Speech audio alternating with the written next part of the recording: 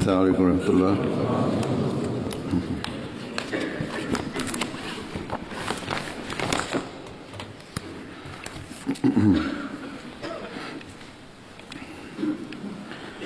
أشهد أن لا إله إلا الله وحده لا شريك له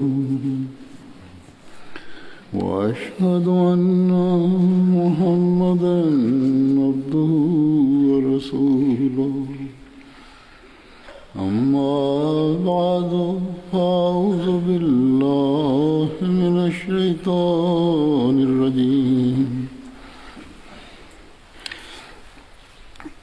بسم الله الرحمن الرحيم. الحمد لله رب العالمين الرحمن الرحيم مالك يوم الدين. إياك نعبد وإياك نستعين. اهدنا الصراط المستقيم صراط الذين أنعمت عليهم غير المغضوب عليهم ولا الضالين.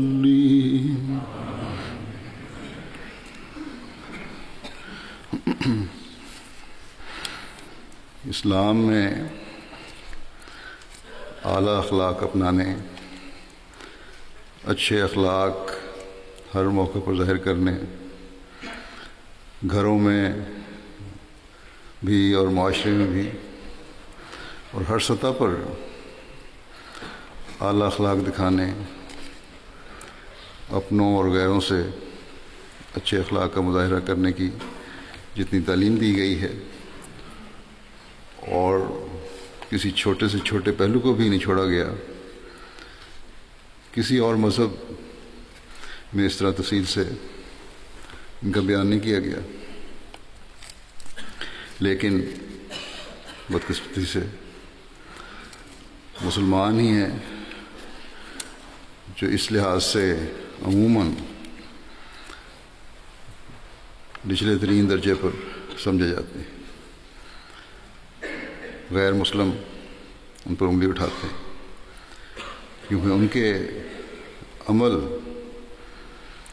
جو کچھ وہ کہتے ہیں اس کے خلاف ہے.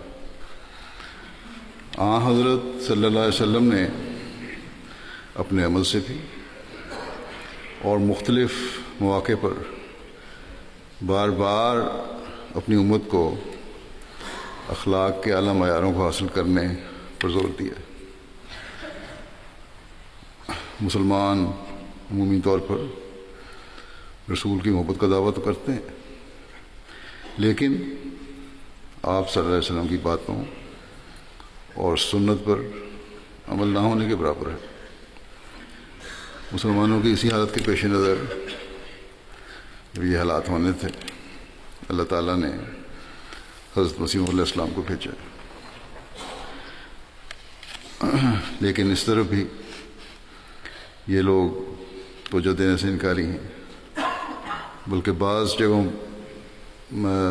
بعض لوگ مخالفت میں بعض جگہوں پر تو یا بعض ملکوں میں انتہا پر پہنچے ہوئے ہیں، اور معمولی اخلاق سے ہٹ کر بلکہ ایک اخلاق سے نیچے گرے ہوئے شخص سے بھی گھٹیا بن کر انتہائی گندی اور غلیظ زبان حضرت مسیح علیہ السلام اور آپ کے ماننے والوں کے لیے استعمال کرتے ہیں، اور اس کا نتیجہ یہ بھگت رہے ہیں دنیا میں ہر جگہ. جیسا کہ میں نے کہا، غیر مسلم پہ انگلی اٹھاتے ہیں. ان کی یہ حالت ہم احمدیوں کو اس طرح توجہ دلانے والی ہونی چاہیے کہ ہم اپنی تمام تر کوششوں کے ساتھ اعلیٰ اخلاق کو اپنانے کی کوشش کریں، تمام تر صلاحیتوں کے ساتھ اعلیٰ اخلاق کو اپنانے کی کوشش کریں، جو اسلام کی تعلیم ہے اور جس کا اسوہ حضرت صلی اللہ علیہ وسلم نے ہمارے سامنے قائم فرمایا، یا کسی بھی رنگ میں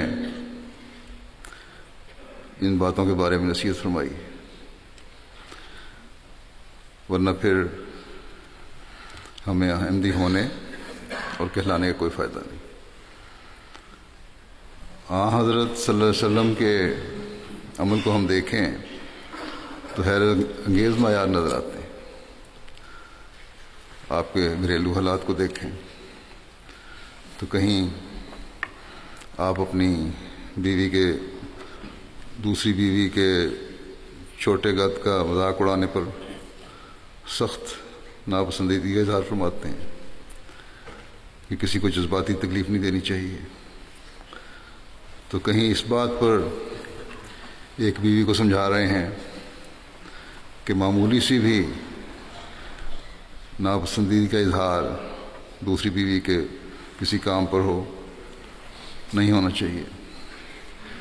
کہیں آپ بچوں کے اخلاق بلند کرنے کی نصیحت فرماتے ہیں کہ لوگوں کے پھلوں کے درختوں پر پتھر مار کر ان کا کچا پکا پھل جو ہے وہ ضائع نہ کرو، اور اگر بہت بھوک لگی ہوئی ہے تو نیچے اپنے بچے کو فرمایا کہ بہت بھوک لگی ہوئی ہے، برداشت نہیں ہوتا، تو درخت سے نیچے گری ہوئی پکی کھجوریں ہیں وہ اٹھا کے کھا لو۔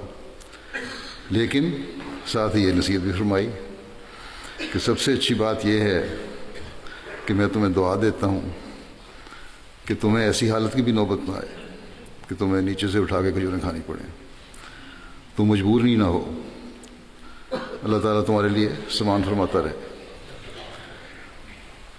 اس دعا کے ساتھ بچے کو بھی توجہ دلا دی کہ اپنی ضروریات کے پورا کرنے کے لیے اللہ تعالیٰ کی طرف رجوع کرو، نہ کہ غلط طریقے سے لوگوں کے مالوں کو اٹھاؤ، کیونکہ گو مجبوری میں بعض دفعہ جائز بھی بن جاتی ہیں اس طرح کی چیزیں جو زائد پڑی ہیں نیچے، لیکن آپ نے فرمایا کہ اعلیٰ اخلاق اختیار کرو اور یہی نیکی ہے۔ پھر ایک بچے کو تیزی سے اپنے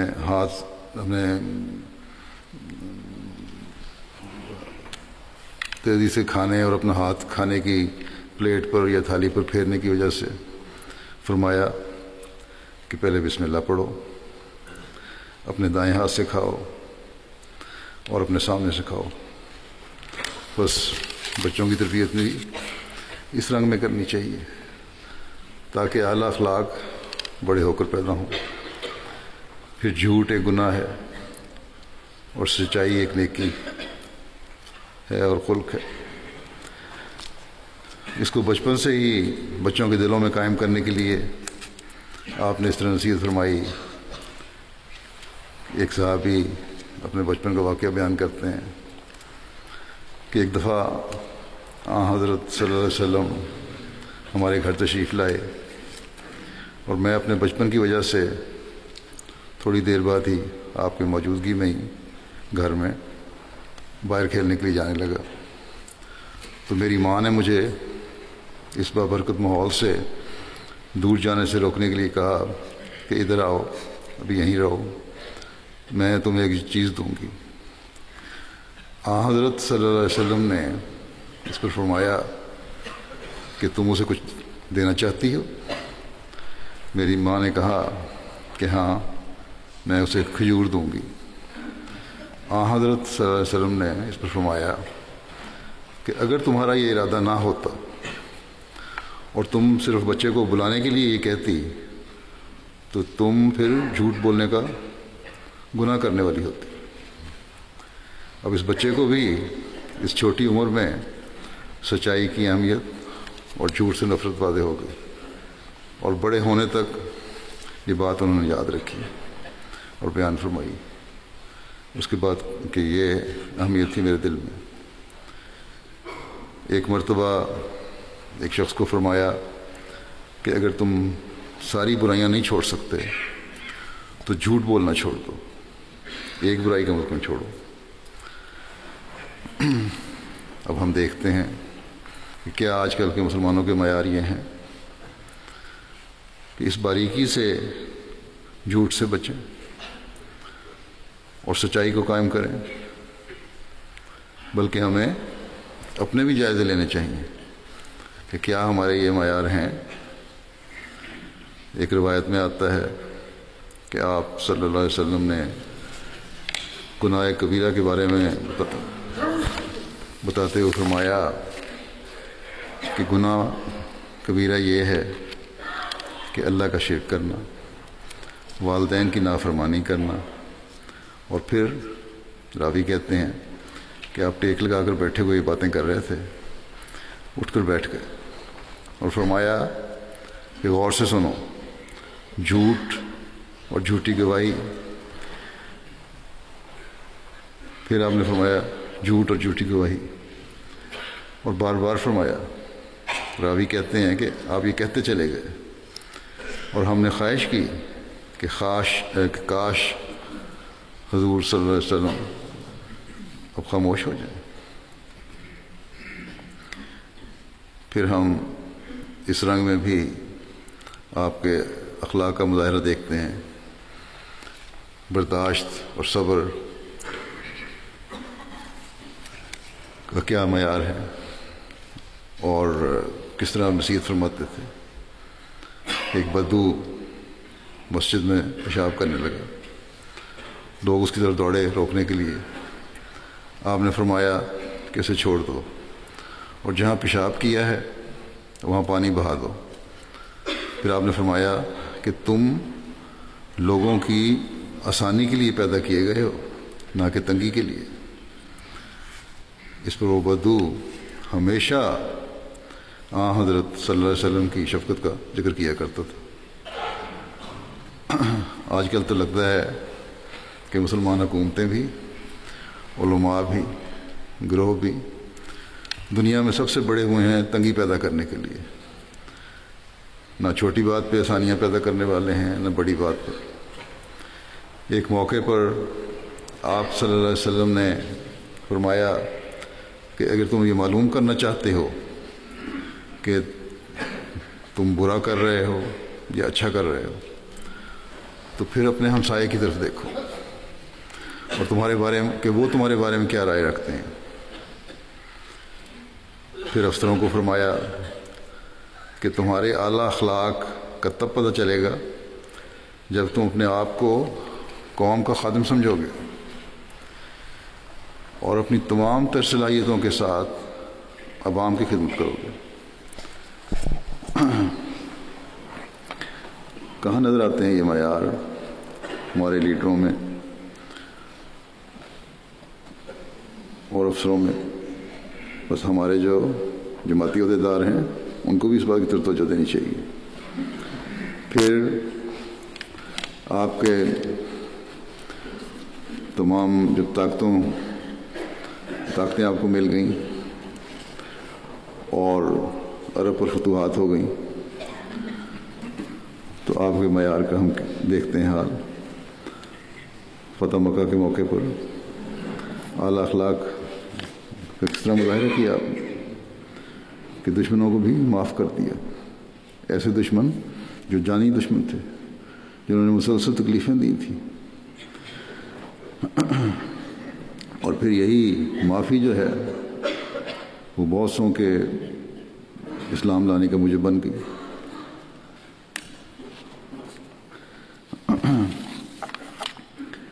حضرت صلی اللہ علیہ وسلم کے اعلیٰ ترین معیار کا اور اعلیٰ ترین اخلاق کے معیار کا ذکر کرتے ہوئے حضرت مسیح موعود علیہ السلام ایک جگہ فرماتے ہیں کہ اللہ جل شانہ ہمارے نبی صلی اللہ علیہ وسلم کو مخاطب کر کے فرماتا ہے کہ انکا لعلی خلق عظیم، یعنی تو ایک بزرگ خلق پر قائم ہے۔ اسی تشریح کے مطابق اس کے معنی یہ ہیں، یعنی یہ کہ تمام قسمیں اخلاق کی، کون سی قسمیں؟ سخاوت ہے، شجاعت ہے، عدل ہے، رحم ہے، احسان، صدق اور حوصلہ وغیرہ، یعنی حوصلے سے کسی چیز کو برداشت کرنا، تجھ میں جمع ہیں۔ غرض جس قدر انسان کے دل میں قوتیں پائی جاتی ہیں، جیسا کہ ادب، حیا، دیانت، مروت، غیرت، استقامت، عفت، ذہادت، اعتدال، مواسات یعنی ہمدردی، ایسی ہی شجاعت، سخاوت، عفو، صبر، احسان، صدق، وفا وغیرہ، جب یہ تمام طبی حالتیں عقل اور تدبر کے مشورے سے اپنے اپنے محل پر اور موقع پر ظاہر کی جائیں گی تو سب کا نام اخلاق ہے۔ اور یہ تمام اخلاق در حقیقت انسان کی طبی حالتیں اور طبی جذبات ہیں، اور صرف اس وقت اخلاق کے نام سے موسوم ہوتے ہیں کہ جب محل اور موقع کے لحاظ سے بالارادہ ان کو استعمال کیا جائے۔ ایک عادتاً نہیں، بلکہ ہر جو خلق ہے اس کو ارادہ اس لحاظ سے کہ اس کے نیک نتیجے پیدا ہوں، اس لحاظ سے استعمال کیا جائے۔ بعض وہ سزا دینی پڑتی ہے تو سزا اس ارادے سے کہ نیک نتائج پیدا ہوں۔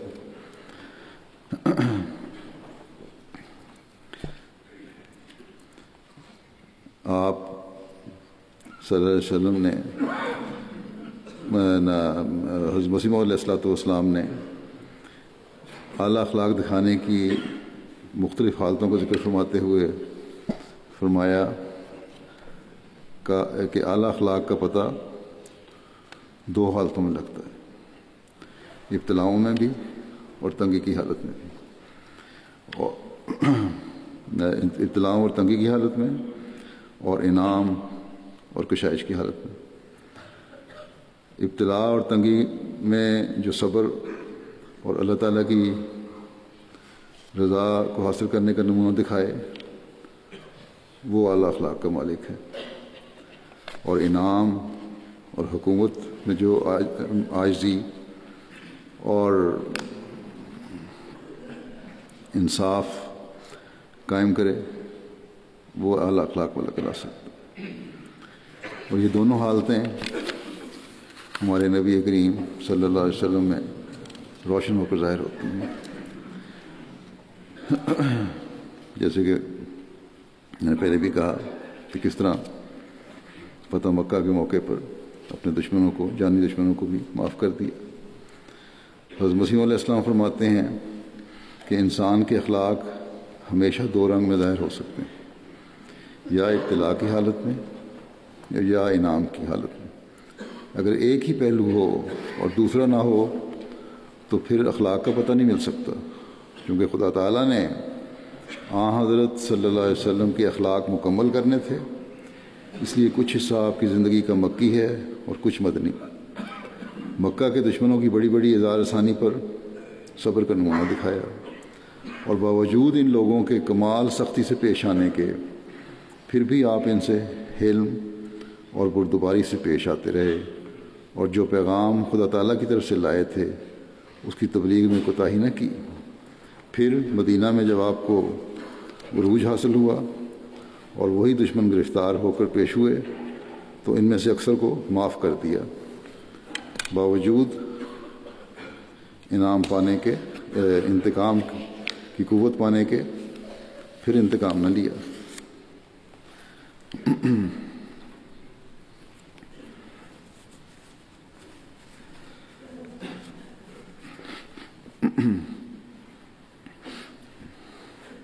پھر حضرت صلی اللہ علیہ وسلم کے اخلاق کا مزید ذکر کرتے ہوئے آپ فرماتے ہیں، مزید فرماتے ہیں کہ ان باتوں کو نہایت توجہ سے سننا چاہیے۔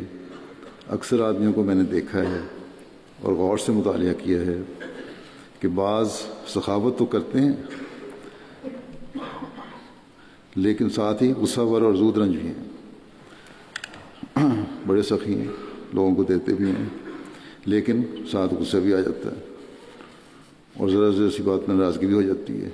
کسی کو دیا تو اس کے بعد پھر احسان بھی جتا دیا، ناراضگی ہوئی تو۔ فرمایا کہ بعض حلیم تو ہیں لیکن بخیل ہیں، بعض غضب اور طیش کی حالت میں ڈنڈے مار مار کر گھائل کر دیتے ہیں، مگر تواضع اور انکسار نام کو نہیں۔ بعض کو دیکھا ہے کہ تواضع اور انکسار تو ان میں پرلے درجے کا ہے مگر شجاعت نہیں، عاجزی ہے، انکساری ہے، لیکن بہادری نہیں۔ ذرا سی کوئی بات موقع آئے تو فوراً بزدلی دکھانے لگ جاتے ہیں۔ فرمایا کہ ہر انسان جامع صفات نہیں ہوتا، یہ ٹھیک ہے، لیکن ساتھ یہ بھی ہے کہ بالکل محروم بھی نہیں ہے۔ اور پھر آپ نے حضرت صلی اللہ علیہ وسلم کو ذکر کرتے ہوئے فرمایا کہ سب سے اکمل نمونہ اور نظیر حضرت صلی اللہ علیہ وسلم کی ہے ان اخلاق کے بارے میں، جو جمیع اخلاق میں کامل تھے۔ اسی لیے آپ کی شان نے فرمایا انک لعلی خلق عظیم۔ پس تکالیف کا زمانہ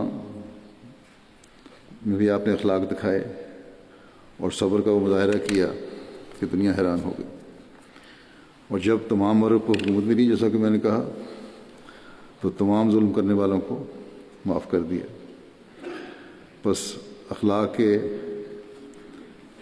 اعلیٰ معیار ہیں جو ہر حالت میں ایک حقیقی مسلمان کو، آپ صلی اللہ علیہ وسلم کے ماننے والے کو ہمیشہ سامنے رکھنے چاہیے اور دکھانے چاہیے۔ اس بارے میں حضرت مسیح موعود علیہ السلام نے ہماری کس طرح رہنمائی فرمائی ہے۔ حضرت مسیح علیہ السلام حضرت صلی اللہ علیہ وسلم کے اخلاق کے بارے میں فرماتے ہوئے یہ بھی فرماتے ہیں کہ یا اللہ اخلاق ایسے تھے جنہوں نے لوگوں کو اپنا گرویدہ کر لیا اور ایک اعجاز دکھایا۔ پھر آپ ہمیں فرماتے ہیں کہ اگر تم اس سنت پر چلتے ہوئے اپنے اخلاق اچھے کر لو اور ہر خلق کو موقع اور ماحول کے مطابق استعمال کرو تو تم بھی اعجاز دکھانے والے بن سکتے ہو۔ آپ فرماتے ہیں خوارق پر تو کسی نہ کسی رنگ میں لوگ عذرات پیش کر دیتے ہیں اور اس کو ٹالنا چاہتے ہیں، لیکن اخلاقی حالت ایک ایسی کرامت ہے جس پر کوئی انگلی نہیں رکھ سکتا، اور یہی وجہ ہے کہ ہمارے رسول اللہ صلی اللہ علیہ وسلم کو سب سے بڑا اور قوی اعزاز اخلاق ہی کا دیا گیا، جیسے فرمایا انک لعلی خلق عظیم۔ فرمایا کہ یوں تو حضرت صلی اللہ علیہ وسلم کے ہر ایک قسم کے خوارق قوت ثبوت میں جملہ انبیاء علیہم السلام کے معجزات سے بجائے خود بڑے ہوئے ہیں، مگر آپ صلی اللہ علیہ وسلم کے اخلاقی اعجاز کا نمبر ان سب سے اول ہے، جس کی نظیر دنیا کی تاریخ نہیں بتلا سکتی اور نہ پیش کر سکے گی۔ فرمایا کہ میں سمجھتا ہوں کہ ہر ایک شخص جو اپنے اخلاق سیئہ کو چھوڑ کر، برے اخلاق کو چھوڑ کر، عادات ذمیمہ کو ترک کر کے خصائل حسنہ کو لیتا ہے، اچھی خصلتیں پیدا کر لیتا ہے اپنے اندر، اس کے لیے وہی کرامت ہے۔ تو یہ بہت بڑی کرامت ہے اگر اس طرح کر لو کہ برے اخلاق کو چھوڑ دو اور نیکیاں اپنے اندر پیدا کرو۔ مثلاً اگر بہت ہی سخت تند مزاج اور غصہ ور ان عادات کو نہیں چھوڑتا اور حلم اور عفو کو اختیار کرتا ہے، اور غصہ ور ان بد عادات کو چھوڑتا ہے اور حلم اور عفو کو اختیار کرتا ہے، یا امساک کو چھوڑ کر سخاوت اور حسد کے بجائے ہمدردی حاصل کرتا ہے، تو بے شک یہ کرامت ہے۔ سخت مزاج آدمی ہے، غصہ ور آدمی ہے، یہ بری عادتیں ہیں، ان کو چھوڑ کر نرمی اور معاف کرنے کی صفت اختیار کرتا ہے، یا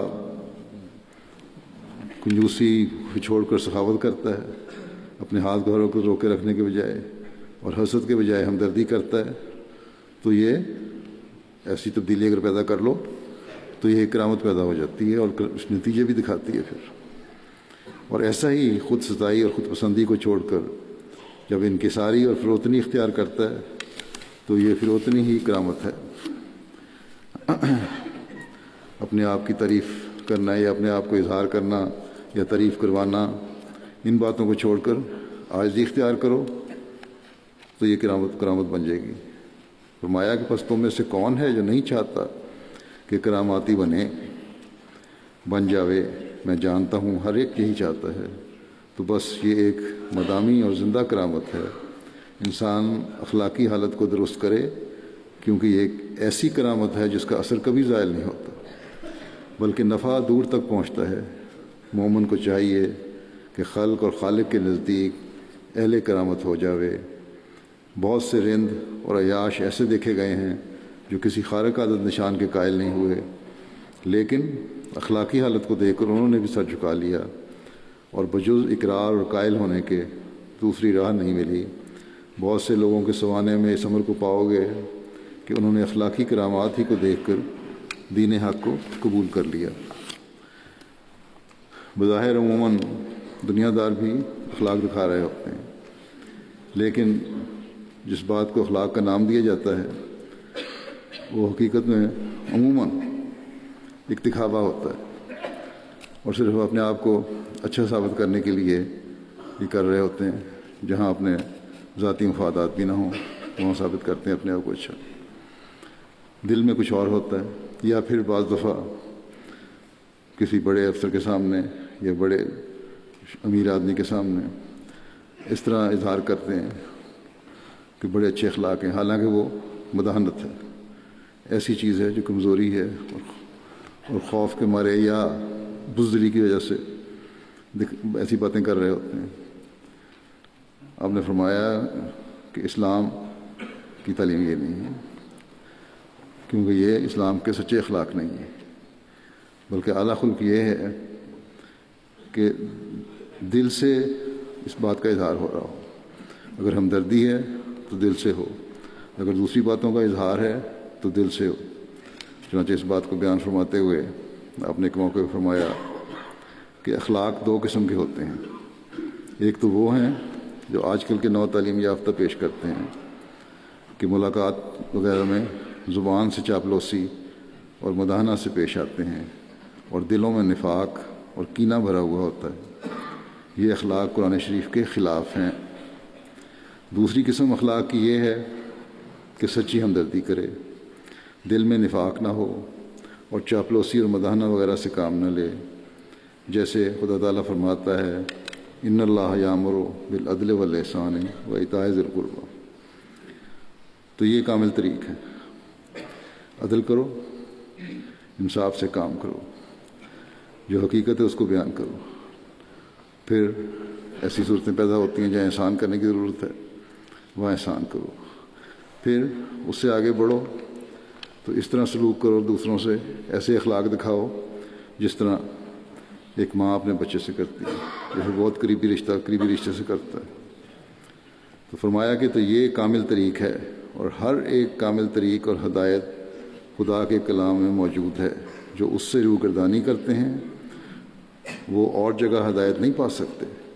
اچھی تعلیم اپنی اثر اندازی کے لیے دل کی پاکیزگی چاہتی ہے۔ جو لوگ اس سے دور ہیں، اگر عمیق نظر سے ان کو دیکھو گے تو ان میں ضرور گن نظر آئے گا، اور اس کے لیے دل کی پاکیزگی کی ضرورت ہے۔ اپنے آپ کو خدا تعالیٰ کی رضا اور اس کے حکموں پر چلانے کی ضرورت ہے۔ فرمایا کہ زندگی کا اعتبار نہیں ہے، نماز اور صدق و صفا میں ترقی کرو، اپنی باتوں میں ترقی کرو، اپنی سچائی کے معیار کو بڑھاؤ، اپنی ہر بات میں سچائی پیدا کرو۔ بعض لوگ پوچھتے ہیں کہ نیکیاں کیا ہیں؟ بعض سمجھتے ہیں کہ صرف ظاہری نمازیں اور عبادت تھی، نیکی ہے، یا معمولی اخلاق دکھا لیے تو بڑی نیکی ہوگی، اور دوسرے بہت سارے بنیادی اخلاق کی پرواہ نہیں کرتے۔ اس پر بڑے خوبصورت انداز میں روشنی ڈالتے ہوئے حضرت مسیح موعود علیہ السلام فرماتے ہیں کہ اخلاق دوسری نیکیوں کی کلید ہے، ایک چابی ہے اس کی۔ جو لوگ اخلاق کی اصلاح نہیں کرتے وہ رفتہ رفتہ بے خیر ہو جاتے ہیں، وہ پھر ان سے کوئی خیر نہیں ہوتی، فائدہ نہیں پہنچتا۔ فرمایا کہ میرا تو یہ مذہب ہے کہ دنیا میں ہر ایک چیز کام آتی ہے، زہر اور نجاست بھی کام آتی ہے، اسٹرکنیا بھی کام آتا ہے، اعصاب پر اثر ڈالتا ہے، مگر انسان جو اخلاق فاضلہ کو حاصل کر کے نفع رسا ہستی نہیں بنتا، یہ زہر بھی کام آ سکتے ہیں، گند بھی کام آ سکتا ہے، لیکن اخلاق فاضلہ کو حاصل کرتا ہے اگر انسان نہیں کرتا اور لوگوں کو فائدہ نہیں پہنچاتا، تو فرمایا کہ ایسا ہو جاتا ہے کہ وہ کسی بھی کام نہیں آ سکتا۔ بس انسان تبھی کام آ سکتا ہے جب اس میں اعلیٰ اخلاق ہو۔ فرماتے ہیں کہ مردار حیوان سے بھی بدتر ہو جاتا ہے، کیونکہ اس کی تو کھال اور ہڈیاں بھی کام آ جاتی ہیں، اس کی تو کھال بھی کام نہیں آتی، اور یہی وہ مقام ہے جہاں انسان بل ہم ادل کا مصداق ہو جاتا ہے، بس انتہائی گری ہوئی چیز بن جاتا ہے۔ بس یاد رکھو کہ اخلاق کی درستی بہت ضروری چیز ہے، کیونکہ نیکیوں کی ماں اخلاق ہی ہے۔ اگر اخلاق پیدا ہوں گے تو دوسری نیکیاں کرنے کی بھی توفیق ملے گی۔ روزمرہ معاملات میں یہ اخلاق کس طرح ظاہر ہوتے ہیں؟ آپ فرماتے ہیں کہ بعض آدمیوں کی عادت ہوتی ہے کہ سائل کو دیکھ کر چڑ جاتے ہیں، کوئی سوالی آئے اس کو چڑ جاتے ہیں، اس کو دیکھ کے کوئی ضرورت مند آئے اس کو دیکھ کر چڑ جاتے ہیں، اور کچھ مولویت کی رگ ہو تو اس کو بجائے کچھ دینے کے سوال کے مسائل سمجھانا شروع کر دیتے ہیں، مسائل بیان کرنے شروع کر دیتے ہیں، بجائے کہ اس کو دیں، وہ مانگنے والا آیا ہے اس سے علمی باتیں شروع کر دیں گے، یا برائیاں اور اچھائیاں بیان کرنے شروع کر دیں گے سوال کرنے کی۔ فرمایا اور اس پر اپنی مولویت کا روب بٹھا کر بعض اوقات سخت سست بھی کہہ بیٹھتے ہیں۔ افسوس ان لوگوں کو عقل نہیں اور سوچنے کا مادہ نہیں رکھتے جو ایک نیک دل اور سلیم الفطرت انسان کو ملتا ہے۔ اتنا نہیں سوچتے کہ سائل اگر باوجود صحت کے سوال کرتا ہے تو خود گناہ کرتا ہے۔ اگر کوئی سوالی ایسا ہے جو صحت کے باوجود سوال کرنے آیا ہے تو اس کا گناہ اس کے ساتھ ہے۔ تمہارے پاس کچھ ہے، مانگ رہا ہے تو اس کو دے دو۔ اس کو کچھ دینے میں تو گناہ لازم نہیں آتا، بلکہ حدیث شریف میں لو عطا کا راکبن کے الفاظ آتے ہیں، یعنی خواہ سائل سوار ہو کر بھی آوے تو بھی کچھ دے دینا چاہیے۔ اور قرآن شریف میں وَأَمَّا السَّائِلَ فَلَا تَنْهَرْ کا ارشاد ہے کہ سائل کو مت جھڑکو۔ فرمایا کہ اس میں یہ کوئی صراحت نہیں کی گئی کہ فلاں قسم کے سائل کو مت جھڑک اور فلاں قسم کے سائل کو جھڑک دے۔ بس یاد رکھو کہ سائل کو نہ جھڑکو، سوال کرنے والے کو نہ جھڑکو، کیونکہ اس سے ایک قسم کی بد اخلاقی کا بیج بویا جاتا ہے۔ اخلاق یہی چاہتا ہے کہ سائل پر جلد ہی ناراض نہ ہو۔ یہ شیطان کی خواہش ہے کہ وہ اس طریق سے تم کو نیکی سے محروم رکھے اور بدی کا وارث بنائے۔ پھر آپ فرماتے ہیں غور کرو کہ ایک نیکی کرنے سے دوسری نیکی پیدا ہوتی ہے، اور اسی طرح پر ایک بدی دوسری بدی کا موجب ہو جاتی ہے۔ جیسے ایک چیز دوسری چیز کو جذب کرتی ہے، اسی طرح خدا تعالیٰ نے یہ تجاذب کا مسئلہ ہر فعل میں رکھا ہوا ہے، یہ جذب کرنے کا مسئلہ۔ بس جب تم سائل سے نرمی کے ساتھ پیش آؤ گے اور اس طرح پر اخلاقی صدقہ دے دو گے، سائل سے نرمی کے ساتھ پیش آئے گا جب تو اور اس طرح پر اخلاقی صدقہ دے دے گا تو قبض دور ہو کر دوسری نیکی بھی کر لے گا، یعنی جو دل میں ایک روک پیدا ہو جاتی ہے وہ دور ہو جائے گی، اور پھر دوسری نیکیوں کی بھی توفیق ملے گی اور اس کو کچھ دے بھی دے گا۔ پھر ہمارے معاشرے میں عموماً والدین کے بارے میں بھی سوال ہوتا ہے۔ والدین اگر احمدی نہیں یا مخالفت کر رہے ہیں تو کس طرح ان کا احترام کس طرح آپ نے قائم فرمایا. آپ نے اسی طرح ایک شخص کو شیخ عبد الرحمن صاحب قادیانی کو ان کے والد کے بارے میں دریافت فرماتے ہوئے نصیحت فرمائی کہ ان کے حق میں دعا کیا کرو. ہر طرح اور حد الوسع والدین کی دلجوئی کرنی چاہیے اور ان کو پہلے سے ہزار چند زیادہ اخلاق اور اپنا پاکیزہ نمونہ دکھلا کر اسلام کی صداقت کا قائل کرو، کیونکہ وہ مسلمان نہیں تھے. اس لیے ان کو اپنا نمونہ دکھاؤ تاکہ وہ اسلام کی سچائی کے قائل ہو جائیں. اخلاقی نمونہ ایسا معجزہ ہے کہ جس کی دوسرے معجزے برابری نہیں کر سکتے. سچے اسلام کا یہ معیار ہے کہ اس سے انسان اعلیٰ درجے کے اخلاق پر ہو جاتا ہے اور وہ ایک ممیز شخص ہوتا ہے. شاید خدا تعالیٰ تمہارے ذریعہ ان کے دل میں اسلام کی محبت ڈال دے. اسلام والدین کی خدمت سے نہیں روکتا. دنیاوی امور میں جن سے دین کا حرج نہیں ہوتا ان کی ہر طرح سے پوری فرمانبرداری کرنی چاہیے. دل و جان سے ان کی خدمت بجا لاؤ. آپ نے ایک موقع پر فرمایا کہ اخلاق ہی ہیں جو انسان اور جانور میں فرق کرتے ہیں. اس بات کو بیان فرماتے ہوئے آپ نے فرمایا کہ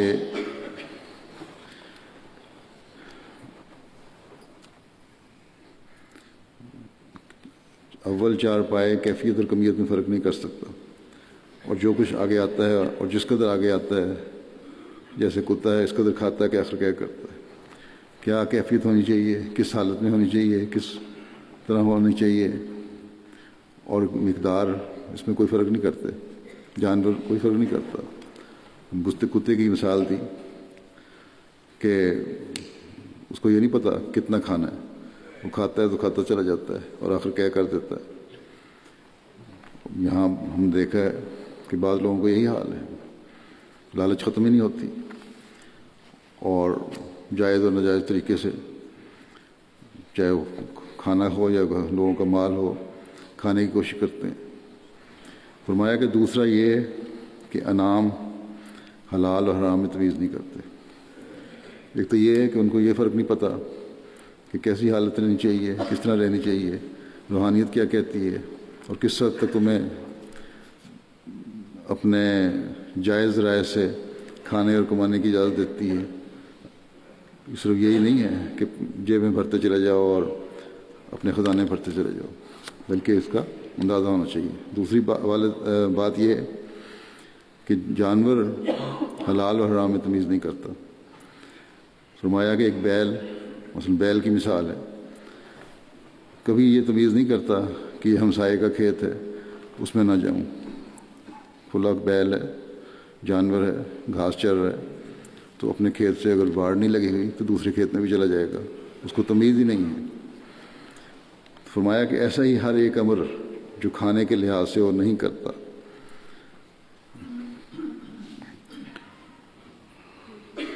فرمایا کہ یہ لوگ جو اخلاقی اصولوں کو توڑتے ہیں اور پرواہ نہیں کرتے کہ گویا انسان نہیں ہے. پھر پاک پلید کا یہ حال ہے کہ عرب میں مردے بھی کھا لیتے تھے. پھر آگے مثال دی آپ نے کہ اس زمانے میں بھی لوگ کھا لیتے ہیں.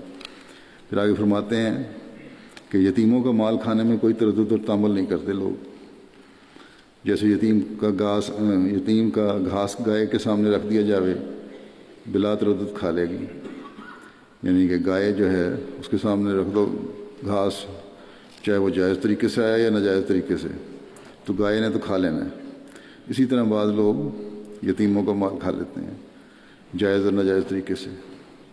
فرمایا ایسا ہی ان لوگوں کا حال ہے، یعنی یہی معنی ہیں والنار مسوی لہم، ان کا ٹھکانہ دوزخ ہے. جب ناجائز طریقے سے کھاتے ہیں تو پھر ایسے انسانوں کا ٹھکانہ دوزخ بن جاتا ہے. فرمایا کہ غرض یاد رکھو کہ دو پہلو ہیں، ایک عظمت الہی کا جو اس کے خلاف ہے وہ بھی اخلاق کے خلاف ہے، اور دوسرا شفقت علی خلق اللہ کا، بس جو نوع انسان کے خلاف ہو وہ بھی اخلاق کے برخلاف ہے. اللہ کے حقوق ادا نہیں کرتے، اس کی عظمت نہیں مانتے، اس کی عبادت نہیں کرتے، اس کی باتوں کو توجہ سے نہیں سنتے، اس کی رضا کو حاصل کرنے کی کوشش نہیں کرتے، تب بھی اخلاق نہیں. اور اگر لوگوں کے حق ادا نہیں کرتے، ناجائز طریقے سے ان کے مال کھاتے ہو یا نقصان پہنچانے کی کوشش کرتے ہو یا اور طریقے سے بد اخلاقی دکھاتے ہو، تو یہ بھی اخلاق کے خلاف ہے۔ آپ فرماتے ہیں بہت تھوڑے لوگ ہیں جو ان باتوں پر، جو انسان کی زندگی کا اصل مقصد و غرض ہے، غور کرتے ہیں۔ پھر ایک برائی تکبر کی ہے جو نیکیوں سے محروم کر دیتی ہے، بلکہ خدا تعالیٰ کی ناراضگی کا مورد بنا دیتی ہے۔ آپ فرماتے ہیں، صوفی کہتے ہیں کہ انسان کے اندر اخلاق رذیلہ کی بہت سے ہیں، جن ہیں، گھٹیا اخلاق کے بہت سے جن جس کے انسان کے اندر ہوتے ہیں، اور جب یہ نکلنے لگتے ہیں تو نکلتے رہتے ہیں، مگر سب سے آخری جن تکبر کا ہوتا ہے جو اس میں رہتا ہے اور خدا تعالیٰ کے فضل اور انسان کے سچے مجاہدہ اور دعاؤں سے نکلتا ہے۔ فرمایا کہ بہت سے آدمی اپنے آپ کو خاکسار سمجھتے ہیں، بڑی عاجزی دکھاتے ہیں، لیکن سمجھتے ہیں کہ ہم بہت عاجز ہیں، لیکن ان میں بھی کسی نہ کسی نوع کا تکبر ہوتا ہے۔ اس لیے تکبر کی باریک در باریک قسموں سے بچنا چاہیے۔ بعض وقت یہ تکبر دولت سے پیدا ہوتا ہے۔ دولت مند متکبر دوسروں کو کنگال سمجھتا ہے اور کہتا ہے کہ یہ کون ہے جو میرا مقابلہ کرے۔ بعض اوقات خاندان اور ذات کا تکبر ہوتا ہے، سمجھتا ہے کہ میری ذات بڑی ہے اور چھوٹی ذات کا ہے۔ بعض وقت تکبر علم سے بھی پیدا ہو جاتا ہے۔ ایک شخص غلط بولتا ہے تو یہ جھٹ اس کا عیب پکڑتا ہے اور شور مچاتا ہے کہ اس کو تو ایک لفظ بھی صحیح بولنا نہیں آتا۔ غرض مختلف قسمیں تکبر کی ہوتی ہیں، اور یہ سب کی سب انسان کو نیکیوں سے محروم کر دیتی ہیں اور لوگوں کو نفع پہنچانے سے روک دیتی ہیں۔ ان سب سے بچنا چاہیے۔ پھر آپ فرماتے ہیں، کسی کو اخلاق کی کوئی قوت نہیں دی گئی مگر اس کو بہت سی نیکیوں کی توفیق ملی۔ ترک اخلاقی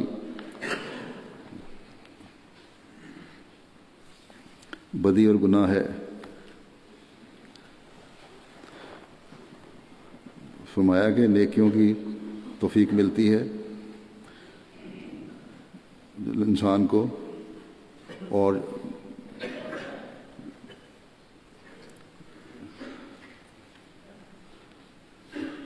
فرمایا کہ ترک اخلاق ہی بدی اور گناہ ہے۔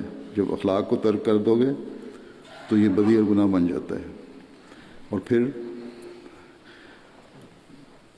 یہ اس سے نیکیوں کی توفیق بھی ختم ہو جاتی ہے۔ فرمایا ایک شخص جو مثلا زنا کرتا ہے، اس کو خبر نہیں کہ اس عورت کے خاوند کو کس قدر صدمہ پہنچتا ہے، کسی عورت کے ساتھ زنا کیا شادی شدہ سے۔ اب اگر یہ اس تکلیف اور صدمے کو محسوس کر سکتا اور اس کو اخلاقی حصہ حاصل ہوتا تو ایسے فعل شنیع کا مرتکب نہ ہوتا۔ اگر ایسے نابکار انسان کو یہ معلوم ہو جاتا کہ اس فعل بد کے ارتکاب سے نوع انسان کے لیے کیسے کیسے خطرناک نتائج پیدا ہوتے ہیں تو ہٹ جاتا۔ فرمایا کہ ایک شخص چوری کرتا ہے، کم وقت ظالم اتنا بھی تو نہیں کرتا کہ رات کے کھانے کے واسطے کسی غریب آدمی کے گھر میں چوری کر لیتا ہے، اس کے لیے کچھ چھوڑ دے۔ بعض دفعہ کہتے ہیں دیکھا گیا ہے کہ غریب کی کئی سالوں کی محنت کو ملیا میٹ کر دیتا ہے۔ پھر آپ فرماتے ہیں، اب اگر ان حالتوں کو محسوس کرتا اور اخلاقی حالت سے اندھا نہ ہوتا تو کیوں چوری کرتا؟ آئے دن اخبارات میں دردناک موتوں کی خبریں پڑھنے میں آتی ہیں کہ فلاں بچہ زیور کے لالچ سے مارا گیا، فلاں جگہ کسی عورت کو قتل کر ڈالا۔ اب سوچ کر دیکھو کہ اگر اخلاقی حالت درست ہو تو ایسی مصیبتیں کیوں آئیں؟ ممکن ہے کہ اپنے جیسے انسان پر مصیبت آئے اور یہ محسوس نہ کرے۔ اگر یہ اخلاق ہی نہ ہو، احساس ہی نہ ہو، اللہ تعالیٰ کا خوف ہی نہ ہو، تبھی یہ حالت پیدا ہوتی ہے۔ نہیں تو اگر اللہ تعالیٰ خوف ہو یا انسانیت انسان میں ہو تو کبھی اس قسم کی حرکتیں نہ کریں۔ فرمایا اپنی جماعت کو نصیحت کرتے ہوئے کہ جو شخص اپنے ہمسائے کو اپنے اخلاق میں تبدیلی دکھاتا ہے کہ پہلے کیا تھا اور اب کیا ہے، وہ گویا ایک کرامت دکھاتا ہے۔ اس کا اثر ہمسائے پر بہت اعلیٰ درجے کا پڑتا ہے۔ ہماری جماعت پر اعتراض کرتے ہیں کہ ہم نہیں جانتے کہ کیا ترقی ہو گئی۔ لوگ یہ اعتراض کرتے ہیں کہ ہمیں نہیں پتہ کہ جماعت میں کیا ترقی ہو گئی ہے، اور تہمت لگاتے ہیں کہ افطرا غیظ و غضب میں مبتلا ہیں. یہ الزام بھی لگاتے ہیں ہم پر کہ غیظ و غضب میں مبتلا ہیں اور افطرا بھی کرتے ہیں. کیا یہ ان کے یہ باعث ندامت نہیں ہے کہ انسان عمدہ سمجھ کر اس سلسلے میں آیا تھا؟ جیسا کہ ایک رشید فرزند اپنے ایسے لوگ جو اس قسم کی حرکتیں کرتے ہیں تو پھر ان کو شرمندہ ہونا چاہیے. فرمایا کہ ایک رشید فرزند اپنے باپ کو نیک نامی ظاہر کرتا ہے کیونکہ بیت میں آنے والا فرزند کے حکم میں ہوتا ہے. اس لیے تم لوگ بھی جو بیت میں آئے ہو تو لوگ جو الزام لگاتے ہیں کہ یہ ہوا یہ ہوا، وہ الزامات تمہارے پاس سچ ثابت نہیں ہونے چاہیے. فرمایا روحانی باپ آسمان پر لے جاتا ہے جس طرح جسمانی باپ زمین پر لانے کا موجب ہوتا ہے اور ظاہری زندگی کا باعث بنتا ہے، اسی طرح روحانی باپ آسمان پر لے جاتا ہے اور اس مرکز اصلی کی طرف رہنمائی کرتا ہے. فرمایا کہ کیا آپ پسند کرتے ہیں کہ کوئی بیٹا اپنے باپ کو بدنام کرے، طوائف کے ہاں جاوے، قمار بازی کرتا پھرے، شراب پیوے یا ایسے افعال کبیحہ کا مرتکب ہو جو باپ کی بدنامی کا موجب ہوں؟ فرمایا کہ میں جانتا ہوں کوئی آدمی ایسا نہیں ہو سکتا جو اس فعل کو پسند کرے، لیکن جب وہ ناخلف بیٹا ایسا کرتا ہے پھر زبان خلق بند نہیں ہو سکتی. لوگ اس کے باپ کی طرف نسبت کریں گے، کر کے کہیں گے کہ یہ فلاں شخص کا بیٹا فلاں بد کام کرتا ہے، بس وہ ناخلف بیٹا خود ہی باپ کی بدنامی کا موجب ہوتا ہے. اسی طرح پر جب کوئی شخص ایک سلسلے میں شامل ہوتا ہے اور اس سلسلے کی عظمت اور عزت کا خیال نہیں رکھتا اور اس کے خلاف کرتا ہے تو وہ عند اللہ ماخوذ ہوتا ہے، اللہ تعالیٰ کی پکڑ میں آ جائے گا، کیونکہ وہ صرف اپنے آپ ہی کو ہلاکت میں نہیں ڈالتا بلکہ دوسروں کے لیے ایک برا نمونہ ہو کر ان کو سعادت اور ہدایت کی راہ سے محروم رکھتا ہے. بد نمونہ جو لوگ دیکھیں گے تو ان کو پھر اس جماعت سے دوری پیدا ہو جائے گی، وہ قریب نہیں آئیں گے اور پھر سعادت سے محروم رہ جائیں گے جو برکات جماعت میں شامل ہونے کی ہیں. بس جہاں تک آپ لوگوں کی طاقت ہے خدا تعالیٰ سے مدد مانگو اور اپنی پوری طاقت اور ہمت سے اپنی کمزوریوں کو دور کرنے کی کوشش کرو. جہاں عاجز آ جاؤ وہاں صدق اور یقین سے ہاتھ اٹھاؤ، کیونکہ خشوع اور خضوع سے اٹھائے ہوئے ہاتھ جو صدق اور یقین کی تحریک سے اٹھتے ہیں خالی واپس نہیں ہوتے. ہم تجربے سے کہتے ہیں کہ ہماری ہزارہ دعائیں قبول ہوئی ہیں اور ہو رہی ہیں. فرمایا کہ یہ ایک یقینی بات ہے کہ اگر کوئی شخص اپنے اندر اپنے ابنائے جنس کے لیے ہمدردی کا جوش نہیں رکھ پاتا وہ بخیل ہے. اگر دوسرے انسانوں کے لیے ہمدردی کا جوش نہیں تو پھر وہ بخیل اور کنجوس ہے. اگر میں ایک راہ دیکھوں جس میں بھلائی اور خیر ہے تو میرا فرض ہے کہ میں پکار کر لوگوں کو بتلاؤں. اس امر کی پرواہ نہیں ہونی چاہیے کوئی اس پر عمل کرتا ہے یا نہیں. پھر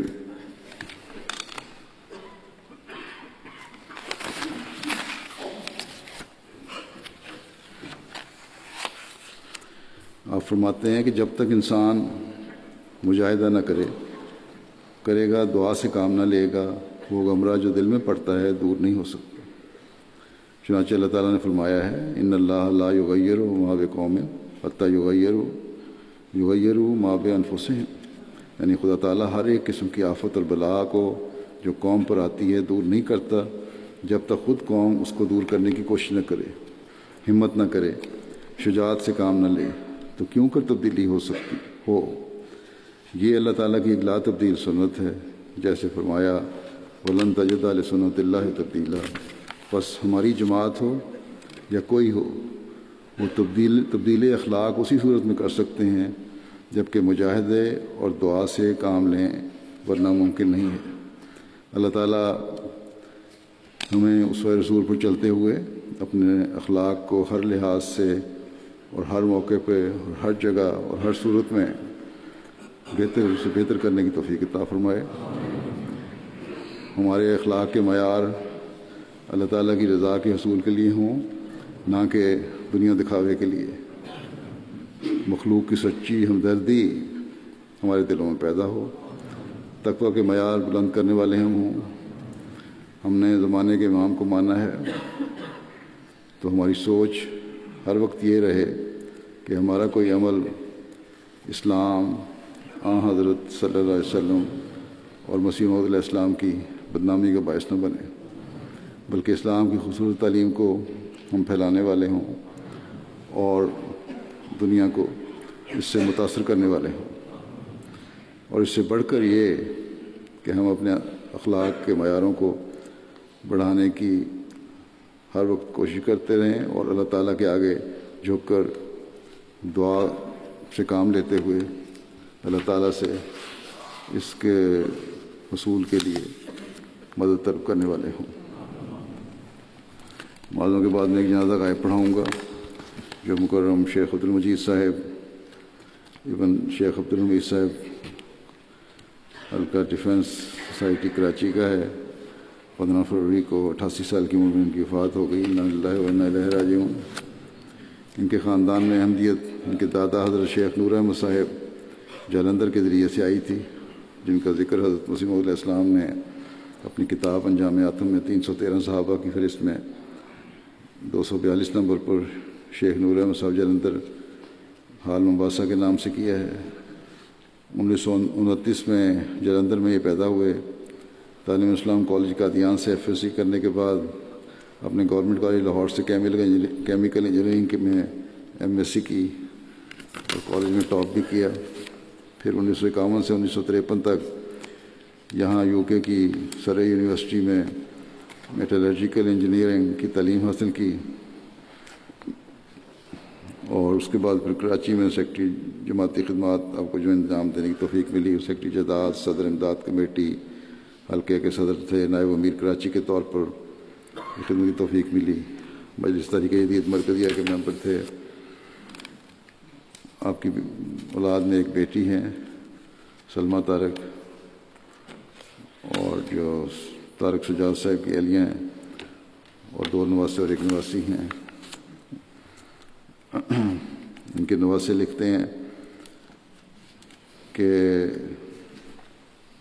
بچپن سے ہی وہاں بزرگوں کی صحبت میں رہ کے قادیان میں اللہ تعالیٰ سے خاص تعلق تھا، اور میٹرک کے امتحان میں کہتے ہیں انگریزی کا پرچہ اچھا نہیں ہوا، تو یہ راستے میں آ رہے تھے مسجد کی طرف سے، تو حضرت مولانا شیر علی صاحب مسجد سے نکل رہے تھے، وہ ملے۔ مولانا صاحب نے امتحان کا حال پوچھا، انہوں نے کہا کہ پرچہ اچھا نہیں ہوا۔ حضرت مولانا شیر علی صاحب نے ہاتھ اٹھا کر وہیں دعا کی اور ان کو کہا کہ آپ پاس ہو جائیں گے، خوشخبری دی۔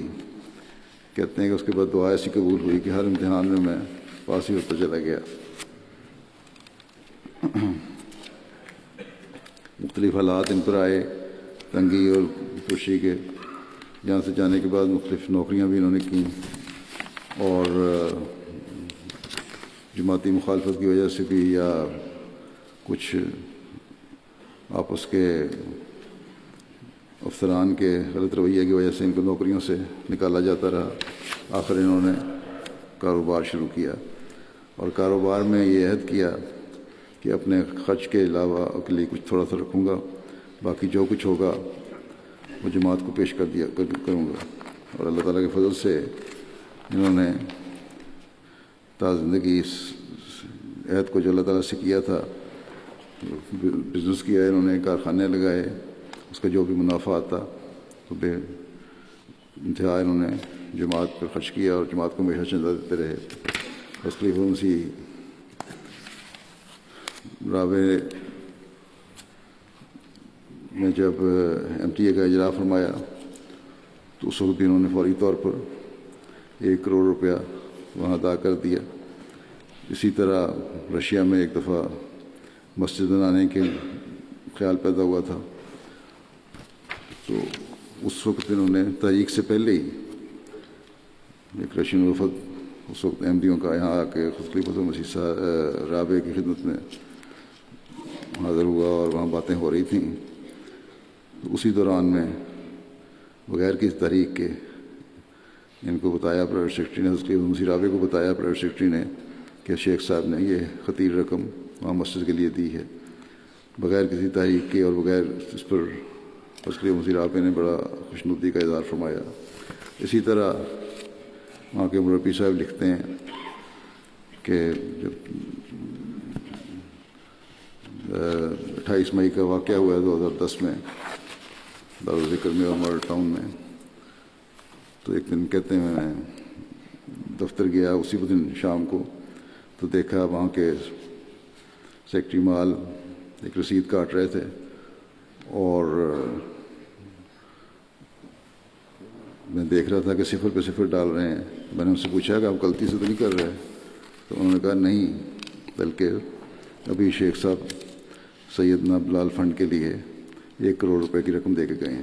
اسی طرح قرآن کریم کی اشاعت کے لیے انہوں نے بڑی خطیر رقمیں دیں. بے شمار پروجیکٹس تھے جماعت کے کراچی کے، ان کے لیے چندے دیے، اور بڑی سادگی سے انہوں نے زندگی ہمیشہ گزاری. لگتا ہی نہیں تھا ان کے ظاہری رکھ رکھاؤ سے کہ یہ شخص ایک 2 فیکٹریوں کا مالک اور بڑا امیر آدمی ہے، کیونکہ جو کمائی ہوتی تھی اپنے اخراجات کے لیے رکھ کے، گھر کے اخراجات کے لیے، باقی جماعت کو دے دیا کرتے تھے. اور آخر میں بھی یہی وصیت کر کے گئے کہ یہ میری جائیداد جو ہے یہ جماعت کی ہوگی. اللہ تعالیٰ ان کو غریق رحمت کرے، درجات بلند فرمائے، اور ان کی نواسوں نواسی کو اور بچوں کو، بیٹی کو بھی صبر اور حوصلہ بھی عطا فرمائے، اور ان کے نیک نمونوں پر چلنے کی توفیق عطا فرمائے. نمازوں کے بعد نماز جنازہ غائب ان کو پڑھاؤں گا.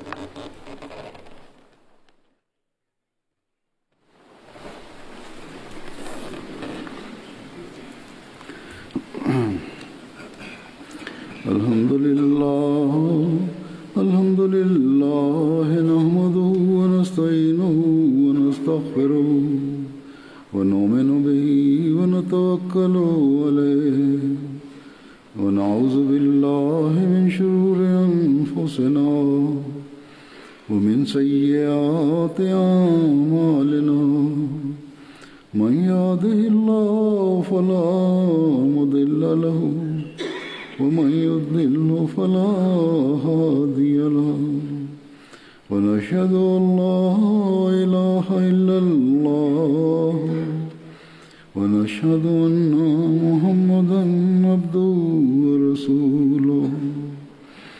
عباد الله رحمكم الله إن الله يأمر بالعدل والإحسان وإيتاء ذي القربى وينهى عن الفحشاء والمنكر والبغي يعظكم لعلكم تذكرون.